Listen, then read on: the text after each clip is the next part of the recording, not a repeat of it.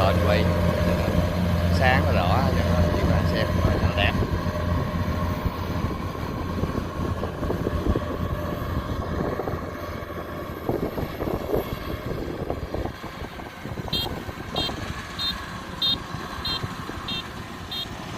VC93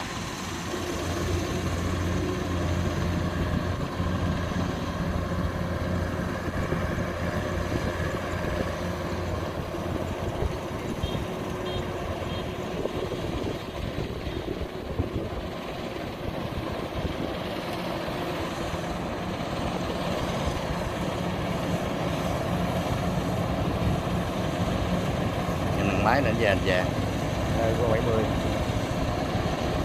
có bằng thôi 105 cắt dài 70 218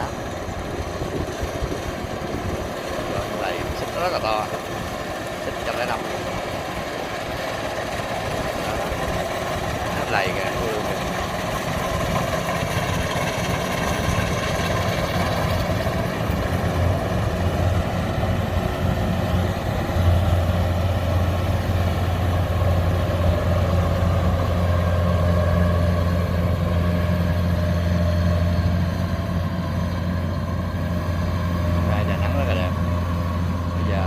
chưa cắt hết đám này rồi chỉ cơm.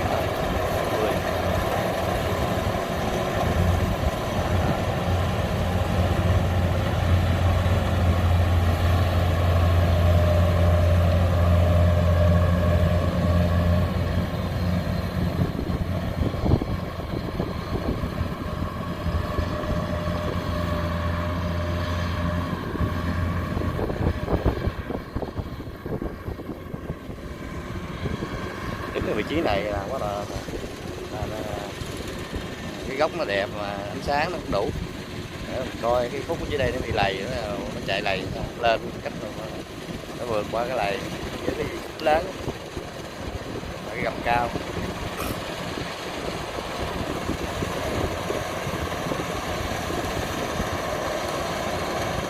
chạy qua nó quậy cái bờ này nó bể luôn. Hai ông đúng đứng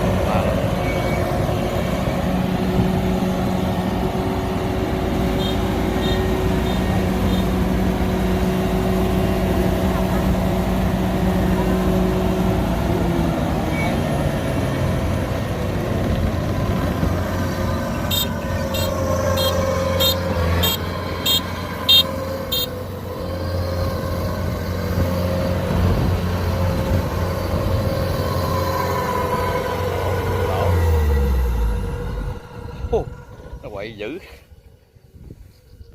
nguyên một lỗ. Trời ơi, trời ơi, mốt mà cài lại rồi sửa đất mệt luôn. Đó, quậy nè. Đó, bây giờ cho nước vô là mới phá nổi chứ.